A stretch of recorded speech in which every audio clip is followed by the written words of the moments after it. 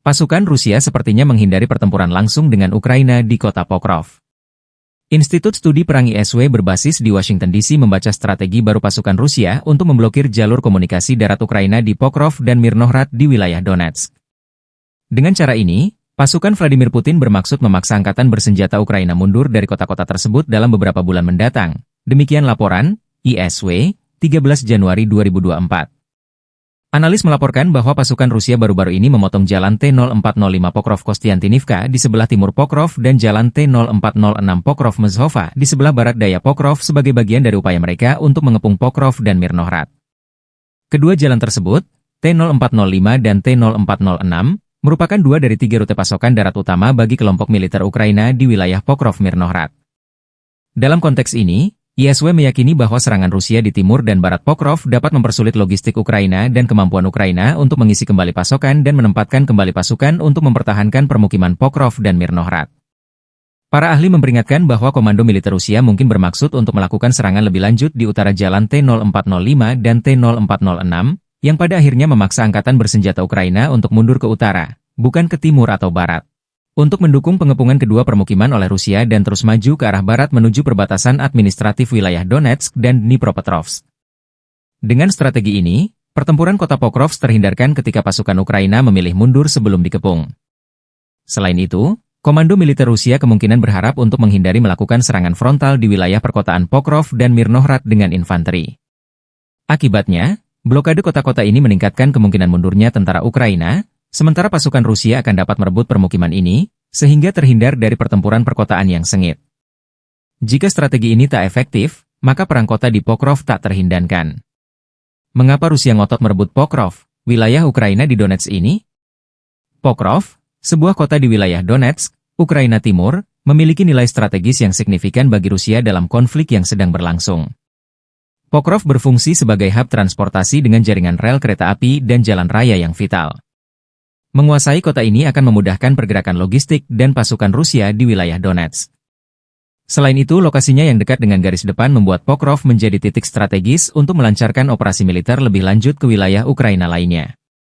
Pokrov terletak di jalur utama yang digunakan militer Ukraina untuk memasok pos-pos pertahanan di timur, seperti Chasiv Yar dan Kostiantinivka. Penguasaan kota ini oleh Rusia dapat memutus jalur suplai tersebut. Sekitar 20 menit perjalanan dari Pokrov terdapat satu-satunya tambang batubara kokas Ukraina, yang vital bagi industri baja negara tersebut. Kontrol atas Pokrov dapat mengancam operasi tambang ini dan berdampak pada ekonomi Ukraina. Keberhasilan menguasai Pokrov akan menjadi kemenangan simbolis bagi Rusia, meningkatkan moral pasukan dan mendukung narasi propaganda domestik. Penguasaan Pokrov akan memperluas kendali Rusia di wilayah Donetsk, di mana mereka saat ini telah menguasai lebih dari 60% area tersebut. Dengan menguasai Pokrov, Rusia dapat memotong akses dan komunikasi antara kota-kota penting di timur Ukraina, melemahkan koordinasi pertahanan Ukraina. Wilayah sekitar Pokrov memiliki infrastruktur energi yang penting. Penguasaan atas kota ini memungkinkan Rusia mengontrol pasokan energi lokal. Dengan menguasai Pokrov, Rusia dapat memperkuat posisinya dalam negosiasi masa depan, memiliki leverage lebih terhadap Ukraina dan komunitas internasional. Sebagai bagian dari wilayah Donbas, menguasai Pokrov akan membantu Rusia mencapai tujuannya untuk mengendalikan sepenuhnya daerah ini. Keberhasilan merebut Pokrov akan menjadi demonstrasi kekuatan militer Rusia, mengirim pesan kuat kepada Ukraina dan sekutu-sekutunya. Atas alasan-alasan ini pula lah, tentara Ukraina mempertahankan kota ini mati-matian.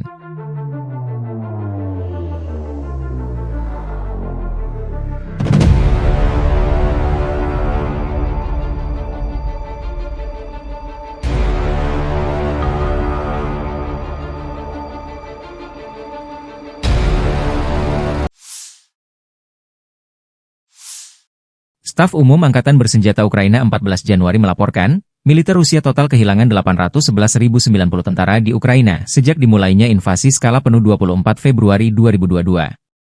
Jumlah ini termasuk 1.330 korban yang diderita pasukan Rusia hanya dalam sehari terakhir. Rusia juga kehilangan 3 tank, 47 sistem artileri, 72 pesawat tanpa awak, dan 11 kendaraan tempur pengangkut personel dalam 24 jam terakhir. Menurut laporan militer Ukraina tersebut, pasukan Vladimir Putin total kehilangan 9.767 tank, 20.326 kendaraan tempur lapis baja, 33.791 kendaraan dan tangki bahan bakar, 21.923 sistem artileri, 1.262 sistem roket peluncur ganda, 1.044 sistem pertahanan udara, 369 pesawat terbang, 331 helikopter, 222.004 pesawat tanpa awak, 28 kapal dan perahu, dan 1 kapal selam.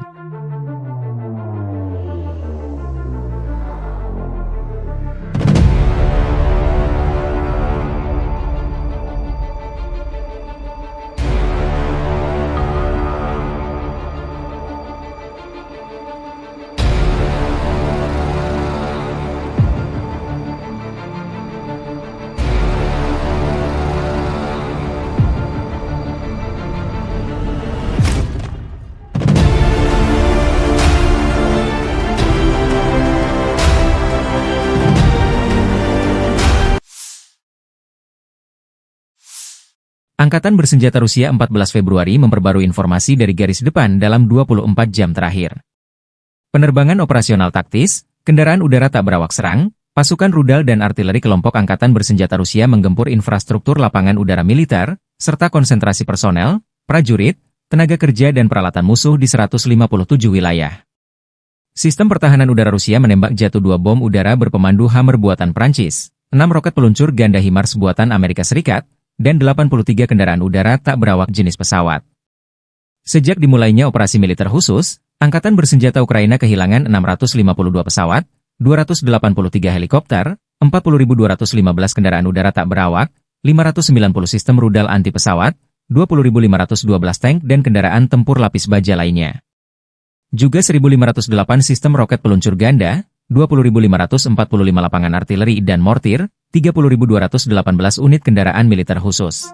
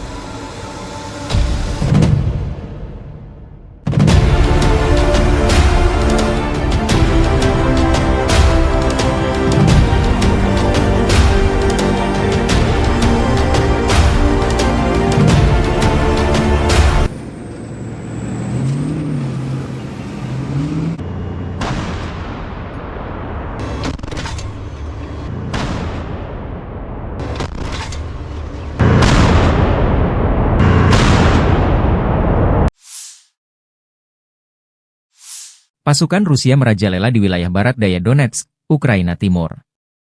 Dua kota yang paling strategis di wilayah tersebut yaitu Pokrov dan Kurahovo sudah dilewati oleh para prajurit Vladimir Putin. Kota industri dan energi termal yang juga menjadi pendukung logistik, Kurahovo bahkan sepenuhnya dikuasai oleh Rusia. Sementara berjarak 30 km di utaranya, yaitu Pokrov, pasukan Rusia telah melewati barat kota. Garis depan peperangan telah mencapai 6,5 km ke arah Oblast Dnepropetrovsk. Kota Dnepropetrovsk salah satu wilayah yang jarang tersentuh efek perang Rusia-Ukraina. Informasi publik militer Ukraina, Deep State melaporkan, Rusia telah merebut desa Solenoye, sebelah selatan Pokrov. Rusia juga telah menguasai wilayah Konstantinovka di barat daya yang bisa digunakan untuk memotong jalur militer Ukraina. Meski front telah mendekat, masih belum diketahui apakah Rusia akan terus menyerbu oblast, wilayah setingkat provinsi, lainnya yaitu Dnepropetrovsk atau memilih berbelok ke utara dan memblokade Pokrov dari barat. Pasukan Ukraina memang masih menjaga kota Pokrov hingga invasi Rusia hari ke-1053, yang kini menjadi benteng terkuat Ukraina di Donetsk yang belum ditaklukkan. Namun dipercaya bahwa penaklukan kota Pokrov hanya tinggal menunggu waktu saja, mengingat jumlah pasukan dan senjatanya tidak seimbang dengan pasukan Moskow yang memiliki persenjataan lengkap. Sementara tentara Rusia juga telah mendekat dari selatan, timur dan utara kota.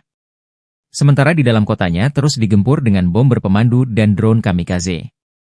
Melansir dari Ukrinform melaporkan bahwa sektor Pokrov menjadi sektor peperangan terpanas di mana Rusia terus menjatuhkan bom berpemandu dari pesawat tempur mereka hingga Sabtu 11 Januari 2024 malam.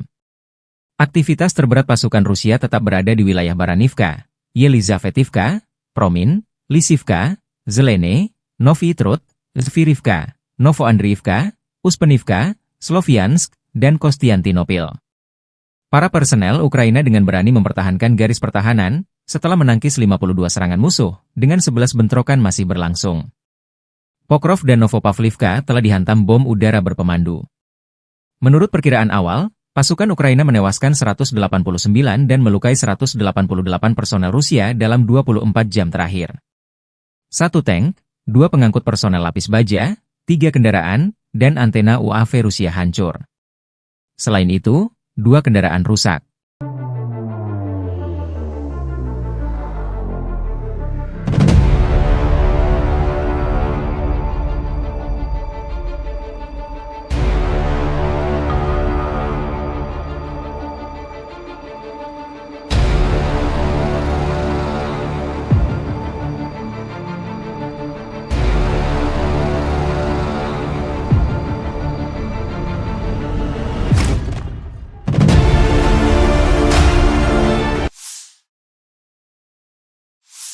Militer Rusia merilis rekaman memperlihatkan momen drone Rusia baku hantam dengan UAV Baba Yaga Ukraina di langit Kharkov.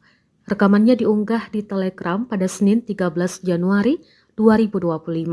Dalam keterangan unggahan disebutkan drone Moskow dikerahkan oleh para pejuang Sever. Mereka mengklaim dalam pertempuran ini sukses menghancurkan 3 UAV berat Baba Yaga dari Angkatan Bersenjata Ukraina di wilayah Kharkov. Tampak Baba Yaga Ukraina jatuh dan hancur di daratan usai ditabrak drone Rusia. Rekamannya pun menuai berbagai komentar dari warganet.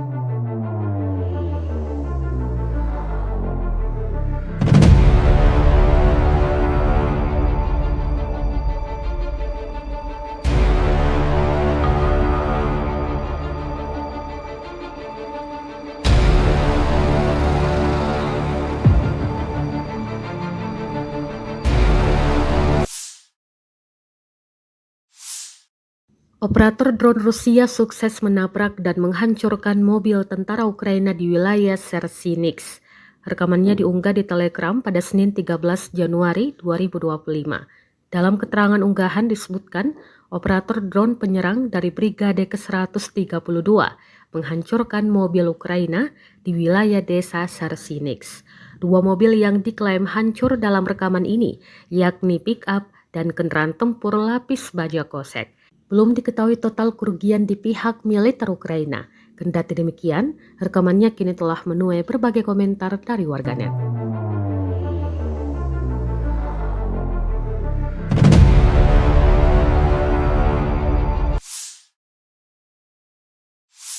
Kementerian Pertahanan Rusia baru-baru ini merilis video anggota militernya dalam menggempur pertahanan militer Ukraina di wilayah Kherson. Rekamannya diunggah di akun Telegram @moderasiya pada Selasa 14 Januari 2025. Awak senjata Gyanshin B dari kelompok pasukan Dnepr menghancurkan artileri dan personel musuh di wilayah Kherson. Para prajurit menyerang titik target dengan kaliber besar. Dapat dilihat dalam rekaman mereka bekerja dengan gesit, mempersiapkan senjata dan rudal mematikannya. Selang berapa lama, serangan diluncurkan dan posisi Ukraina lenyap, hancur, dan tak tersisa apa-apa.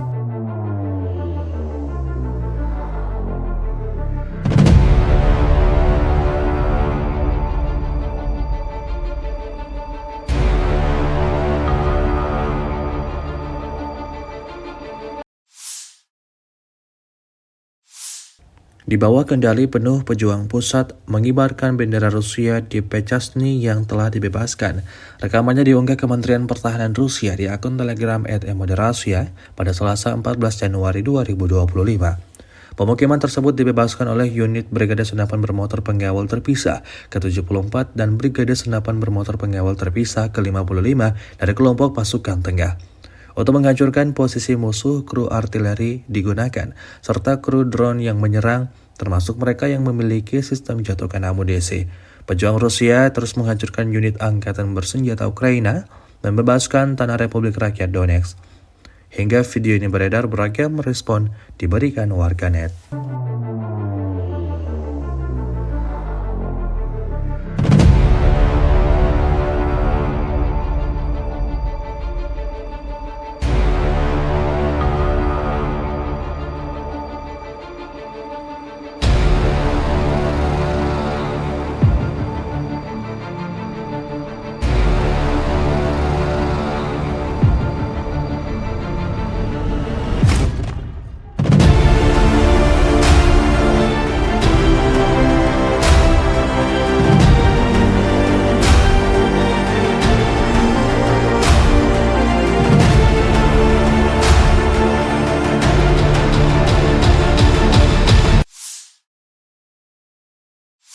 Angkatan Bersenjata Federasi Rusia melanjutkan operasi sapu bersih untuk menetralisir kelompok musuh yang menerobos masuk ke wilayah-wilayah Kursk, 12 Januari 2025. Dalam 24 jam terakhir, kerugian Angkatan Bersenjata Ukraina mencapai lebih dari 350 tentara. Kelompok pasukan utara Rusia menyerang formasi Brigade Tank, 2 Brigade Mekanik, 2 Brigade Serangan Udara, dan 2 Brigade Pertahanan Teritorial Angkatan Bersenjata Ukraina di dekat Viktorovka, Kolmakov, Kositsa, Kurilovka, Lebedevka, Malaya Lopnya, Nikolayevka, Nikolayevo Darino, Novaya Sorochina, Pogrebki, dan Sverdlikovo. 5 serangan balik musuh berhasil dipukul mundur. Serangan taktis operasional dan penerbangan Angkatan Darat, serta artileri melibatkan tenaga kerja dan perangkat keras Angkatan Bersenjata di dekat Viktorovka, Guyevo, Kositsa, Krublenkoye, Lopnya, Martinovka, Mahnovka, Melovi, Nikolsky, Staraya Sorochina, Sudzha, Cherkaskoye Porechnoye serta Basovka, Belovodi, Veselovka, Vodolagi, Zhuravka, Miropolye, dan Yunakovka di wilayah Sumy. Kerugian militer Ukraina dalam 24 jam mencapai lebih dari 350 tentara, 1 tank, 4 kendaraan tempur infanteri, 5 pengangkut personel lapis baja, 12 kendaraan tempur lapis baja, 4 kendaraan bermotor, 1 sistem artileri gerak sendiri Paladin buatan AS, 7 mortir, stasiun perang elektronik, dan kendaraan pemulihan lapis baja. Sejak Ukraina menyerbu wilayah Kursk, kerugian AFU berjumlah lebih dari 51.200 tentara, 297 tank, 228 kendaraan tempur infanteri, 166 pengangkut personel lapis baja, 1.533 kendaraan tempur lapis baja, 1.449 kendaraan bermotor, 354 senjata artileri, 44 peluncur MLRS, termasuk 13 HIMARS dan 6 MLRS buatan Amerika Serikat. Juga 16 peluncur rudal anti pesawat, 8 kendaraan pengangkut muatan, 92 stasiun radar perang, 13 radar perang anti baterai, 4 radar pertahanan udara, 30 unit teknik dan material lainnya, termasuk 15 kendaraan anti rintangan, 1 kendaraan pembersih ranjau UR-77, 8 kendaraan pemulihan lapis baja, dan 1 kendaraan pos komando.